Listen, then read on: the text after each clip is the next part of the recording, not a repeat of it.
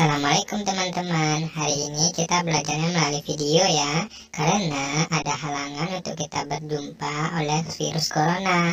Jadi kita harus melihat dan menonton video dan mendengarkan materi. Halo anak-anak, selamat pagi, selamat siang, selamat sore, selamat malam dimanapun kamu berada. Dengan Padian lagi di sini, selamat datang kembali. Oke, tidak terasa kita sudah sampai di video pembelajaran episode 7 kali ini. Baik, kita mulai sekarang. Nah, jangan lupa klik tombol like jika kamu menyukai video ini, atau klik tombol subscribe, dan jangan lupa tekan tombol loncengnya agar kamu tidak ketinggalan ketika ada video pemberitahuan yang baru dari saya. Oke, kita seperti biasa mulai intronya.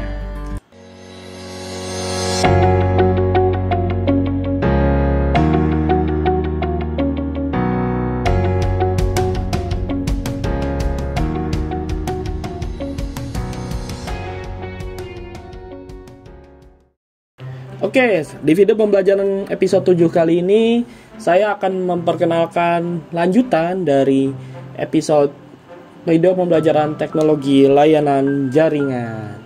Oke, kita mulai video pembelajarannya.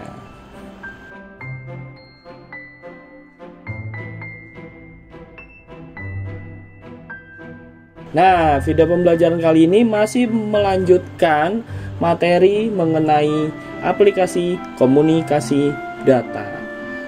Oke, nah kita teruskan untuk video pembelajaran di episode yang sebelumnya. Nah, di aplikasi komunikasi data, di komunikasi kita sudah tahu bahwa ada komunikasi data, ada komunikasi audio, ada komunikasi video, dan yang terakhir adalah komunikasi audio dan video. Kita telah belajar mengenai komunikasi data di episode sebelumnya, atau bisa klik tanda kartu yang ada di pojok kanan atas.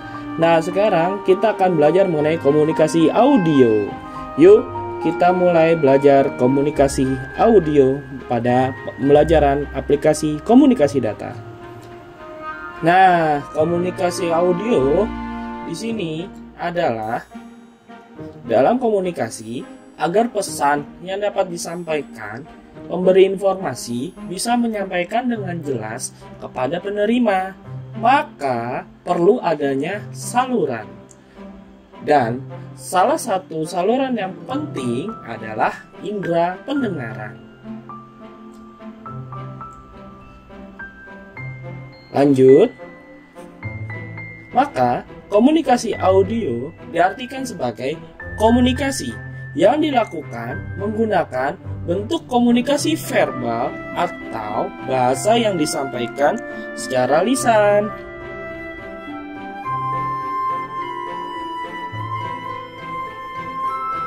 Selanjutnya, komunikasi audio itu memiliki kelebihan, yaitu bisa berkomunikasi dengan seseorang di tempat yang berbeda tanpa harus ke tempat tujuan secara langsung. Oke, di sini akan saya jelaskan materi-materi yang akan kita pelajari pada komunikasi audio.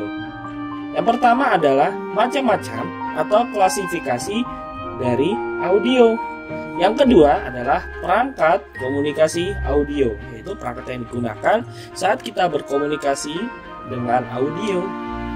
Yang ketiga adalah prinsip-prinsip komunikasi audio. Keempat, media komunikasi audio. Tentu saja komunikasi audio memerlukan media yang digunakan untuk menyampaikan pesan atau informasi melalui audio tersebut. Dan yang kelima adalah kelebihan dan kekurangan dari komunikasi audio. Oke, kita mulai materi yang pertama, yaitu macam-macam atau klasifikasi audio.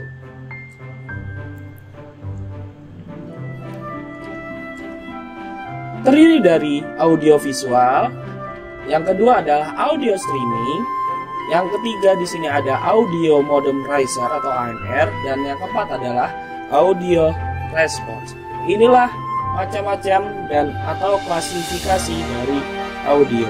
Oke, kita mulai. Yang pertama adalah audio visual.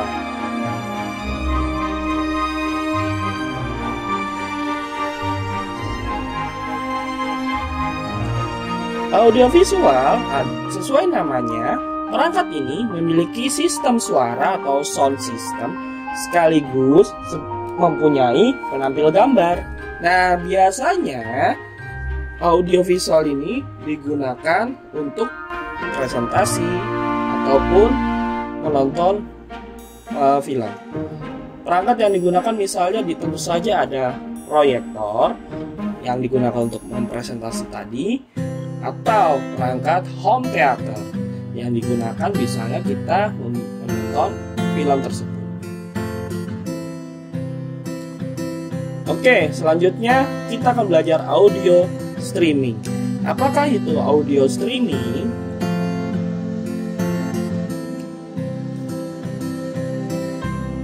Audio streaming adalah digunakan untuk mendengarkan siaran secara live di internet atau secara langsung di internet. Nah, streaming yang sudah pasti kamu tahu bisa langsung didengarkan tanpa mengunduh filenya lebih dahulu. Jadi, film atau misalnya musik yang kita tonton melalui streaming itu bisa kita langsung dengarkan tanpa harus menyimpan langsung ke dalam memori komputer kita. Nah, misalnya audio streaming ini yang dipakai adalah Winamp dalam bentuk MP3 misalnya.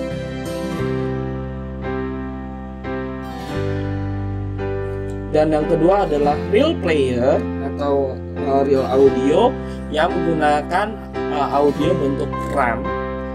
Dan yang ketiga adalah TuneIn Radio yang digunakan untuk melakukan streaming terhadap siaran-siaran radio yang disalurkan melalui internet. Nah, kita akan berlanjut ke materi selanjutnya, yaitu Audio Modem Riser atau AMR. Apakah itu AMR? Itu Audio Modem Riser atau AMR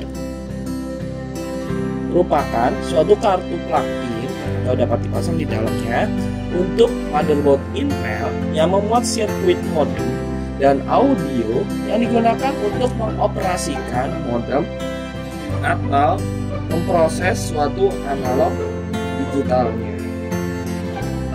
Nah, AMR sendiri itu memiliki fungsi-fungsi analog yang diperlukan untuk operasi modem dan atau audio. Nah, ini contohnya modemnya yang biasa kamu gunakan di komputer. Ini termasuk modem jenis internal karena bisa dipasang di dalam atau belum ini. Nah, modemnya itu dipasang di slot modem berikut, ya. Jadi slot ini bisa kita gunakan sebagai PCI Express, di mana bisa ditaruh pada modemnya. Oke, kita masuk ke materi selanjutnya, yaitu audio response.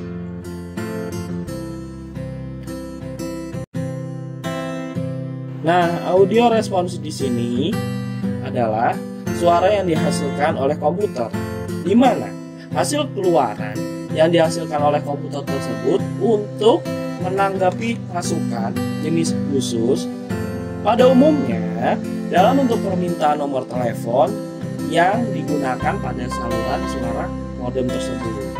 Jadi, komputer yang sedang kita gunakan menggunakan koneksi internet yang diubah menjadi koneksi analog atau suara yang disalurkan oleh modem. Ya, jadi suara yang dihasilkan oleh komputer. Oke, kita lanjut ke materi yang kedua dari komunikasi audio adalah perangkat komunikasi audio.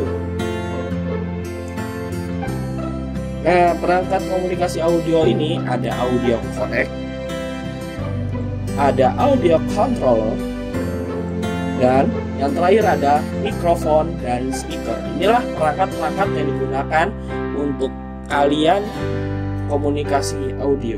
Oke, kita bahas yang pertama adalah audio codec. Apa sih audio codec itu? Nah, audio codec digunakan di mana berfungsi untuk mengkompresi dan mempersingkat waktu pengiriman sinyal audio, di mana digunakan untuk menghemat penggunaan bandwidth. Ya, jadi perangkat audio codec ini sangat-sangat penting dalam komunikasi audio karena dari fungsi yang sudah kita katakan tadi, dia bertujuan akhir untuk menghemat penggunaan bandwidth. Oke, kita lanjut ke yang kedua, yaitu audio controller.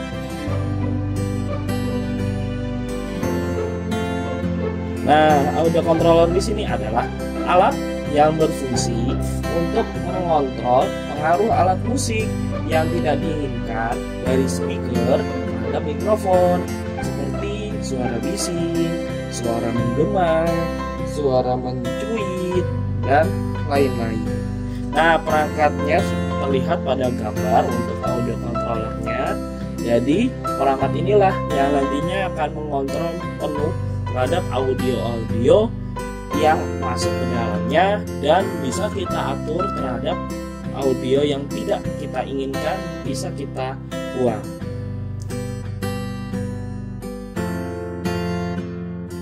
Oke, lanjut untuk materi selanjutnya, yaitu mikrofon dan speaker dalam perangkat komunikasi audio. Nah, mikrofon dan speaker ini sudah tentu pasti alat yang berfungsi untuk mengontrol pengaruh alat musik yang tidak diinginkan dari speaker terhadap mikrofon. Nah, ini merupakan perangkat input atau output dalam sistem audio kita. Nah, sebagai contoh di sini mikrofonnya adalah sebagai alat inputnya, ya, dari input suara kita dimasukkan ke dalam mikrofon, dan outputnya menggunakan speaker yang bertujuan untuk mengeluarkan audio tersebut. Oke, nah selesai untuk membahas perangkat komunikasi audio. Nah, yang ketiga adalah prinsip-prinsip komunikasi audio. Nah, mengingat komunikasi audio itu merupakan komunikasi verbal yang diucapkan oleh kita, maka tentu prinsip penggunaan bahasa sama dengan prinsip-prinsip dalam komunikasi audio. Nah, prinsip-prinsip dasar komunikasi audio adalah yang pertama, bahasa itu harus memiliki arti yang tidak terletak pada kata yang disebutkan. Misalnya di dalam diri orang yang disebut. Ini di sini kita contohkan sebagai sampah masyarakat. Nah, sampah masyarakat ini ditujukan kepada orang yang mendapat julukan sampah masyarakat. Bukan berarti suatu barang yang sudah dibutuhkan, yang tidak dibutuhkan lagi oleh masyarakat dan sudah dibuang. Nah, di sini sampah masyarakat itu ditujukan pada orangnya, di mana orang tersebut mungkin tidak berguna di kehidupan masyarakat. Misalkan mereka tidak mempunyai pekerjaan atau tidak membantu masyarakat sekitar. Nah, jangan sampai seperti itu, kawan-kawan. Oke, kita lanjut yang kedua, yaitu semua hal itu mengalami perubahan. Ketika tidak memberikan informasi yang benar sesuai kenyataan, maka tanggapan yang mendengarkan informasi kita itu bisa salah, yang akhirnya merugikan diri sendiri maupun orang lain. Nah, sebagai contohnya, misalnya 2 tahun lalu nih, kita menilai orang itu sih males, dan saat ini pun mungkin kita masih mengatakan orang tersebut males. Maka itu salah, karena saat ini orang tersebut sudah tidak males lagi, bahkan menjadi orang sukses di saat ini. Dan yang ketiga adalah hindari orientasi yang bersifat kaku. Misalnya, tidak bisa menilai orang itu dari bentuk fisiknya. Sebagai contoh ini, ketika kita melihat seseorang yang bertato nih, kita berpendapat bahwa orang tersebut memiliki kepribadian yang keras. Padahal orang tersebut itu tidak berkepribadian keras walaupun dia orang yang bertato.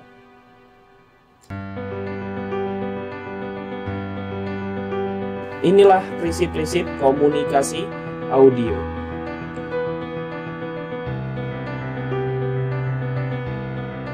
Oke, sekarang kita lanjut ke pembahasan selanjutnya, yaitu adalah media komunikasi audio.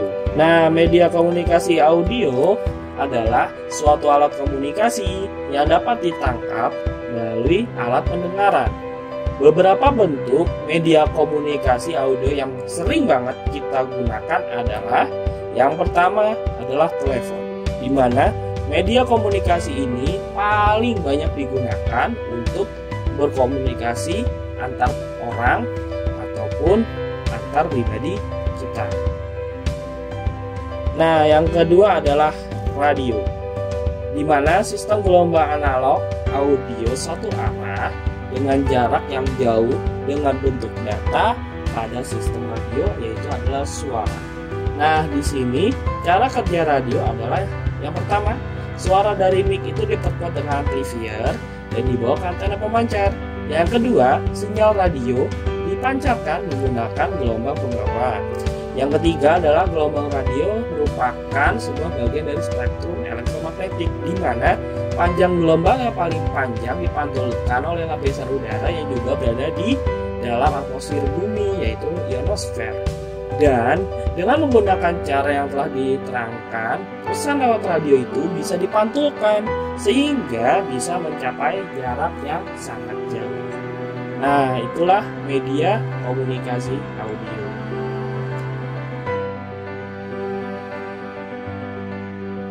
Oke, selanjutnya yang terakhir adalah kelebihan dan kekurangan komunikasi audio. Oke, di sini akan saya jelaskan beberapa kelebihan dari komunikasi audio. Yang pertama adalah mampu mengatasi keterbatasan ruang dan waktu, serta dapat menjangkau sasaran yang luas. Nah, diilustrasikan seperti ini. Jadi, dengan komunikasi audio, kita bisa menjangkau orang-orang yang jauh. Misalnya, orang yang jauh itu bisa kita telepon menggunakan handphone agar bisa terasa lebih dekat dengan kita, walaupun orang tersebut jauh. Yang kedua adalah mampu membangkitkan sistem di mana misalkan pikiran kita itu dalam imajinasi. Nah, misalnya gini, ketika kita mendengarkan sebuah berita kecelakaan lalu lintas, imajinasi dalam pikiran kita akan membayangkan bagaimana situasi kecelakaan di sana. Jadi, kita sudah membayangkan bagaimana imajinasi kita tentang kecelakaan lalu lintas tersebut. Oke, yang ketiga adalah mampu memusatkan perhatian pada penggunaan kata-kata, bunyi, dan arti dari kata tersebut. Sebagai contoh nih, jadi ketika mendengarkan komunikasi audio, misalnya kita lagi ngobrol, kita bisa saja tidak terpusat pada orangnya, melainkan kita terfokus pada kata-kata yang diucapkan oleh orang tersebut. Jadi audio yang disampaikan bisa lebih jelas dalam bentuk pesan dan informasi pada kegiatan ngobrol kita. Oke, dan yang keempat adalah mampu mempengaruhi suasana dan perilaku seperti melalui musik, latar, dan efek suara. Nah, di sini misalkan kalau kita mendengarkan suara musik yang senang, maka tentu saja hati kita akan senang setelah mendengarkan musik yang senang tersebut. Namun begitu sebaliknya, kita mendengarkan musik yang sedih, maka tentu hati kita akan menjadi sedih. Oke, nah di sini akan saya terangkan kekurangan dari komunikasi audio. Yang pertama adalah transmisi atau pengiriman dan penerimaan informasi bisa terhambat oleh berbagai penghambat. Misalnya, karena volume suara kita terlalu keras atau terlalu pelan, sehingga pesan atau informasi yang disampaikan tidak diterima secara baik dan benar oleh pendengar ataupun penerima.